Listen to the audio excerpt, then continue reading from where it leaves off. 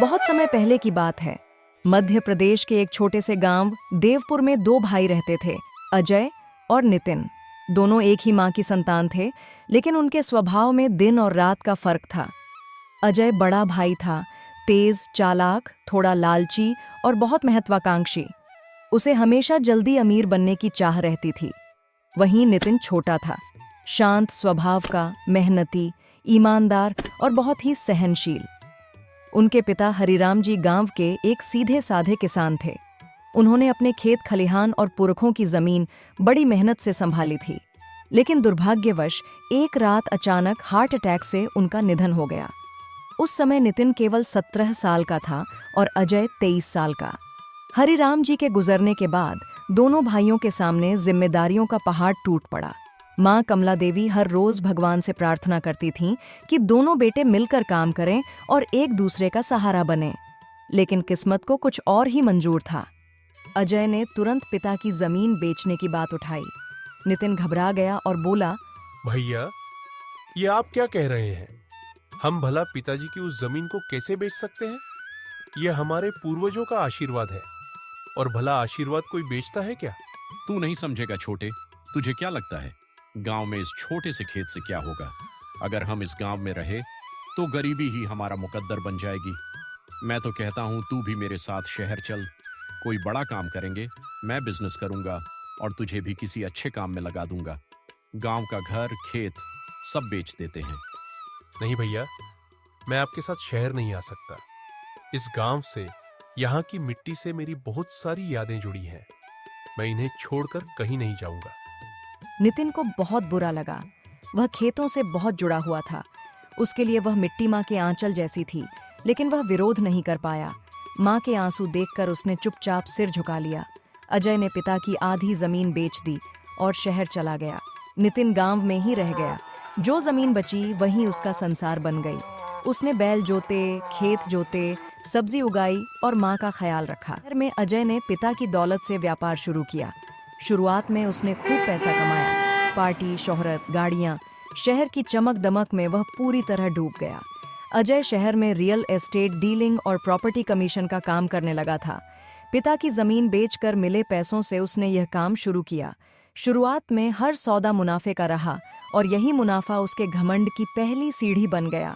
जब भी वह गांव लौटता तो दिखावे के लिए बड़े बड़े कपड़े पहनता, मोबाइल लहराता और नितिन की मेहनत का मजाक उड़ाता। अरे ओ गमवार, तू अभी भी उसी गंदे कीचड़ से सने खेत में घुटनों तक ढंसा हुआ है क्या? तुझे अब भी मिट्टी में ही अपनी किस्मत ढूंढनी है? देख जरा मेरी तरफ। मैं अब शहर में रहता हूँ, एसी में बैठता हूँ, चमचमाती गाड़ियों में घूमता हूँ, सूट बूट पहनता हूँ, बड़ी बड़ी पार्टियों में जाता हूँ। और तू तू अब भी वही पुरानी धोती, वही फटी बनियान, वही गोबर की गंध। मैं तेरे लिए शहर में बढ़िया काम दिला सकता हूँ। तुझे बस ये देहाती छोड़ना होगा। खेत खलिहान भूल जा, धोती उतार, सूट पहन, चल मेरे साथ। तू भी इंसान की तरह जीना सीख जाएगा। यहाँ कीचड़ में पसीना बहाने से अच्छा है शहर में कोई काम कर। वैसे भी तुझे कोई बहुत अच्छा काम तो नहीं मिलेगा, क्योंकि शहर में मंदबुद्धि लोगों की ज्यादा जरूरत नहीं होती। लेकिन तू मेरा भाई है, इसीलिए मैं तुझे कोई ना कोई काम दिला ही दूंगा। नितिन बस मुस्कुरा देता। उसे अपने खेत की मिट्टी से जो लगाव था वो कोई नहीं समझ सकता था, लेकिन समय सबका हिसाब रखता है।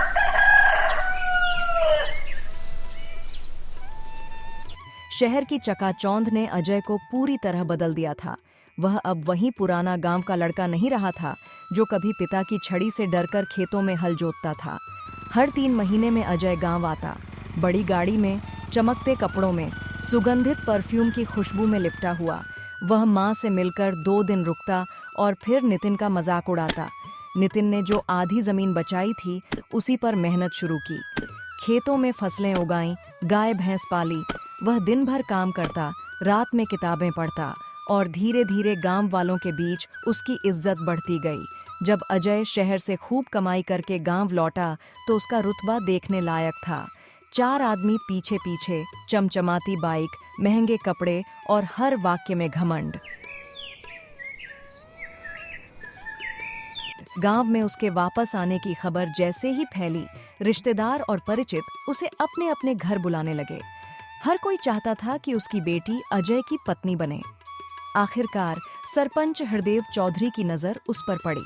उनकी बेटी रिया, एक सुंदर, नखरे वाली, शहरी सपनों से भरी लड़की जो हमेशा महंगी लिपस्टिक और झुमकों में सजी रहती थी। अजय ने माँ से कहा, माँ, देखा तुमने, सरपंच अपनी बेटी से मेरा विवाह करना चाहता है। इसे कहते हैं 5 उंगलियां घी में। सरपंच की बेटी से ब्याह करके तो मैं और भी अमीर हो जाऊंगा, और वह दिखने में भी खूब सुंदर है। मुझे तो पहले दिन से ही पसंद है। अजय को रिया पसंद आ गई। उसे लगा कि ऐसी पत्नी से उसका रुतबा और बढ़ेगा। जल्दी ही दोनों का विवाह हो गया। गांव में कई दिनों तक शादी की धूम रही। ढोल नगाड़े, लाइट, साज सज्जा, सब कुछ किसी राजा महाराजा की शादी जैसा था।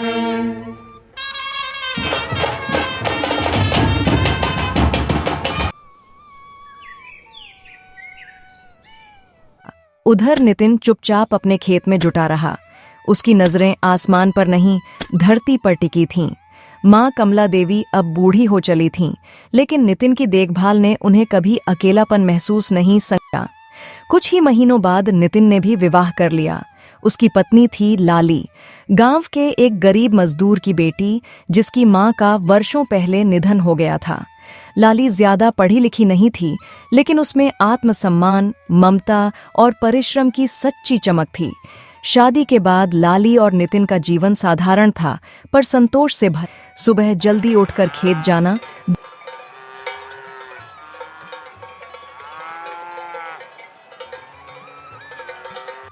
दोपहर में घर लौटकर माँ की सेवा करना और शाम को चूल्हे के पास बैठकर रोटियां सेकना, यही उनका सुख था। अब दोनों भाइयों की जिंदगी अलग अलग रास्तों पर चल रही थी।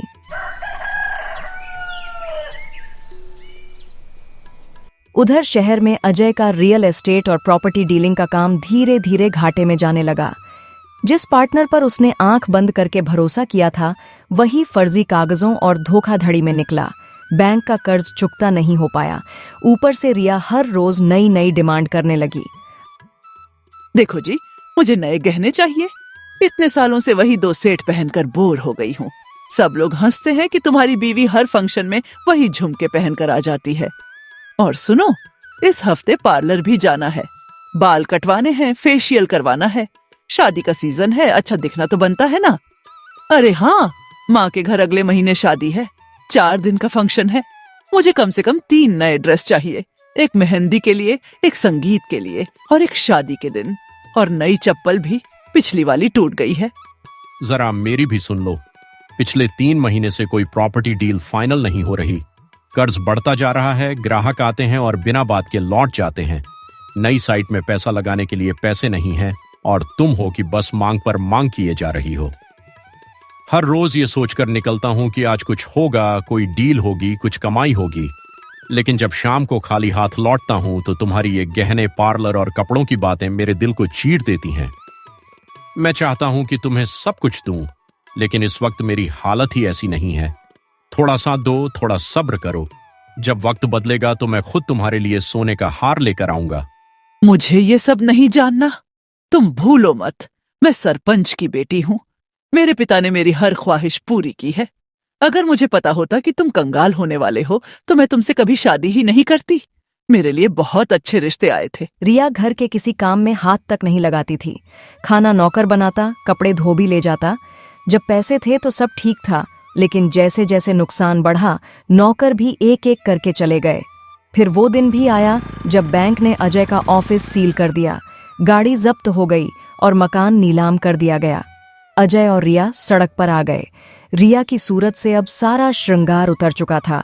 जो कभी खेत की मिट्टी से नफरत करती थी, आज उसी मिट्टी पर बैठकर आंसू बहा रही थी। अब हमारा क्या होगा? क्या अब सड़क पर ही जीवन बिताना होगा? हे ऊपर वाले, ये कैसा पति दिया है तूने? इस धूप में मेरी त्वचा खराब हो जाएगी। ये कैसे दिन देखने पड़ रहे हैं? तुम चिंता मत करो रिया, मैं कुछ न कुछ करूंगा। मैंने अभी हार नहीं मानी है। अजय ने टूटे हुए हौसले से कहा। उधर नितिन धीरे धीरे तरक्की करता जा रहा था। उसने थोड़ी थोड़ी बचत से गांव में एक और छोटा खेत का टुकड़ा खरीद लिया। उसकी फसल अच्छी हो रही थी। लाली हर दिन मेहनत से उसका साथ देती। वह गाय का दूध निकालती, घर का सारा काम करती। और माँ के सिर में रोज तेल से मालिश करती। एक दिन गांव के बाजार में अजय लौट आया, पैदल, थका हुआ, चेहरे पर शर्म और आंखों में पीड़ा। उसने देखा कि नितिन अब गांव के सबसे मेहनती किसानों में गिना जाता था। लोग उसके खेत की उपज का उदाहरण देते थे। अजय की छाती में आग जल उठी। तो अब ये हाल है, जो कभी मेरे पीछे पीछे चलता था आज वही मुझसे आगे निकल गया। यह गमवार मुझसे आगे कैसे निकल सकता है? मेरी बीवी भूखी सोती है और इसकी बीवी दूध दही पर पलती है। देख, उसका घमंड टूट चुका था, लेकिन ईर्ष्या अब भी जिंदा थी। सुनिए जी, अब मुझसे और बर्दाश्त नहीं होता। मैं इस तरह घुट घुट कर अपना जीवन नहीं काट सकती। कुछ तो कीजिए। यह कैसी विडंबना है कि वही नितिन और उसकी पत्नी हमसे ज्यादा खुश और संपन्न हो गए हैं। जो कभी हमारे सामने हाथ जोड़ते थे, आज वही हमें नीची निगाहों से देखते हैं। दिन रात उनका ऐशो आराम देखकर मेरा दिल जलता है। कैसे दिन आ गए हैं कि जिन पर कभी हम दया करते थे, आज वही हम पर तरस खाते हैं। नहीं, अब और नहीं। मैं उन्हें हमसे आगे बढ़ता हुआ नहीं देख सकती। कुछ कीजिए, कुछ भी कीजिए, वरना मैं घुट घुट कर मर जाऊंगी। अजय दिन रात बस एक ही बात सोचता रहा, नितिन को नीचे कैसे गिराया जाए। और तभी किस्मत ने एक मौका दिया। माँ कमला देवी का देहांत हो गया। पूरा गांव मातम में डूब गया। नितिन माँ के अंतिम संस्कार में पूरी तरह टूट गया, लेकिन उसने हर रस्म दिल से निभाई। अजय भी वहीं खड़ा था। आंखों में आंसू तो थे, लेकिन दिल में एक और योजना पल रही थी।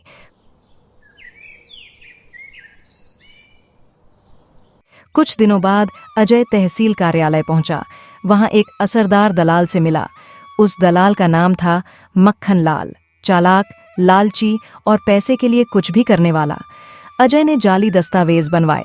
कागजों में लिखा था कि माँ कमला देवी ने मरने से पहले अपनी पूरी संपत्ति सिर्फ अजय के नाम कर दी है।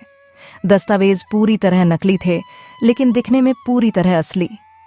एक शाम जब नितिन खेत से लौट रहा था, तो उसने देखा घर के बाहर दो आदमी खड़े थे, गांव का पटवारी और चौकीदार। अजय ने सबके सामने कागज लहराते हुए कहा, देख नितिन, ये रहा वसीयतनामा। माँ ने अपने आखिरी दिनों में यह जमीन और मकान मेरे नाम कर दिया था। ये घर, ये खेत, ये आंगन सब अब कानूनन मेरे हैं, इसलिए तुम्हें यह जगह खाली करनी होगी।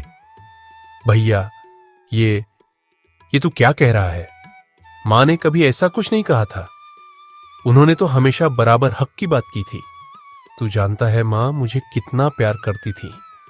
वह तुझसे कम मुझे नहीं मानती थी। तू कैसे यकीन दिला सकता है कि उन्होंने मुझे एक शब्द भी नहीं बताया?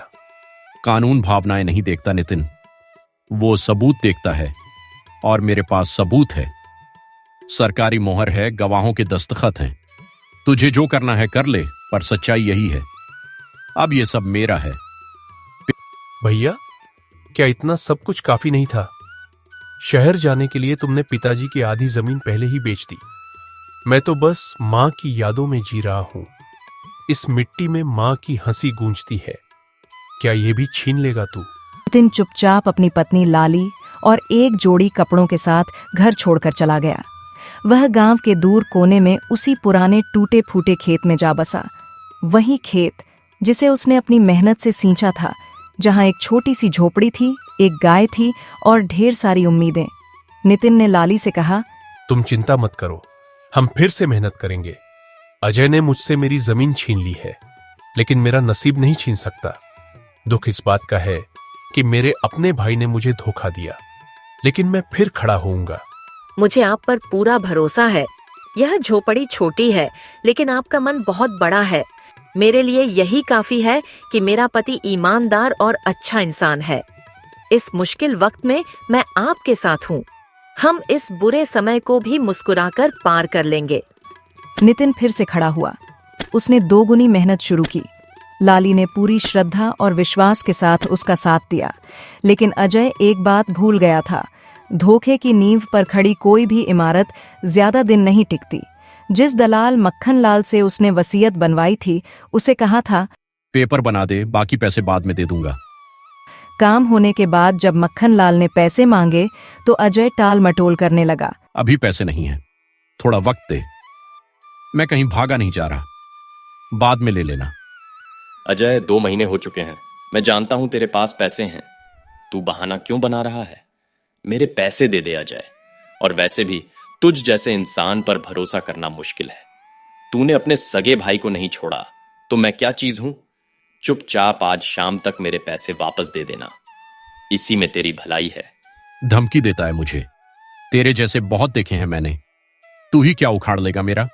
जो करना है कर ले। अब नहीं देता तेरे पैसे। निकल यहां से।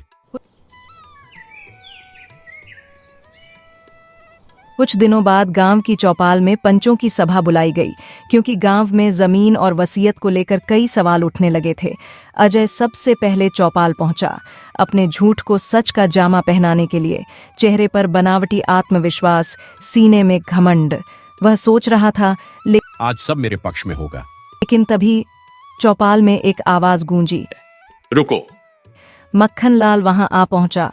उसके हाथ में कागजों का एक मोटा पुलिंदा था। सीधे पंचायत के बीच खड़ा होकर उसने कहा, आज मैं सच बताने आया हूं। इन कागजों पर जो दस्तखत है वो मां कमला देवी के नहीं है। मैंने खुद अजय के कहने पर यह वसीयत तैयार की थी, और बदले में जो पैसे उसने मुझे देने का वादा किया था वो भी नहीं दिए। आज मैं अपने अपराध की सजा भुगतने आया हूं, लेकिन साथ ही इस आदमी का असली चेहरा भी दिखाने आया हूं, जिसने अपने ही सगे भाई नितिन से छल किया। पूरा गांव जैसे पत्थर का हो गया।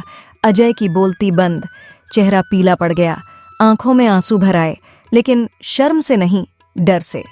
पंचायत के मुखिया भारी आवाज में बोले, अजय, तूने सिर्फ अपने भाई को नहीं ठगा, तूने अपनी मां की आत्मा को भी अपमानित किया है। क्या तुझे एक पल के लिए भी अपने भाई पर तरस नहीं आया? तेरे हाथ नहीं कांपे? जिस मां ने तुझे जन्म दिया उसी मां के नाम पर तूने झूठे कागज बनवाए। तेरे हाथ नहीं कांपे अजय? और अब तेरे पापों का घड़ा भर चुका है। सजा भुगतने के लिए तैयार हो जा। पंचायत ने फैसला सुनाया। पूरा गांव सच का गवाह बन चुका था। अजय ने अपने जीवन में पहली बार सबके सामने सिर झुकाया। ना कोई बहाना, ना कोई तर्क। उसका झूठ, उसका घमंड और उसका स्वार्थ सबके सामने नंगा हो चुका था। वह चुपचाप चौपाल से उठा और गांव छोड़कर निकल गया। धूल भरे रास्तों पर चलता हुआ अब वह हर गांव में काम मांगता फिरता है। कभी मजदूरी करता है तो कभी भूखा सो जाता है। कोई उसे टिकाकर काम नहीं देता, क्योंकि उसकी बदनामी उससे पहले चलती है। अब उसकी आंखों में ना स्वाभिमान है, ना ईर्ष्या, सिर्फ पछतावा और टूटापन। उधर नितिन को अपना घर और जमीन वापस मिल गई, लेकिन उसके दिल में अब भी नफरत नहीं, करुणा थी। उसने आसमान की ओर देखकर कहा, हे ईश्वर, मेरे भाई को सही रास्ता दिखाना, उसके मन का अंधकार मिटा देना, उसे मेहनत और ईमानदारी का महत्व समझाना। शायद समय ने उसे अपना सबक सिखा दिया है। अब तू ही उसकी मदद करना। लाली ने नितिन का हाथ थामते हुए कहा, तुम्हारा दिल बहुत बड़ा है। शायद इसी का नाम है असली अमीरी।